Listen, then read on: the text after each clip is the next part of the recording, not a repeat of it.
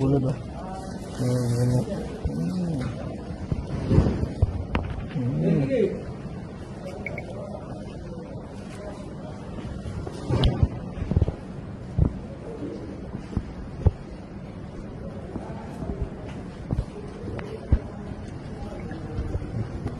আচ্ছা আচ্ছা, এবার হলো ইয়ে কই, এই একটা কি ঢুকানো আছে না? হ্যাঁ, একটা ঢুকানো আছে এর ভিতরে? না না, এটা তো ইউজ ইউজ হয়েছে।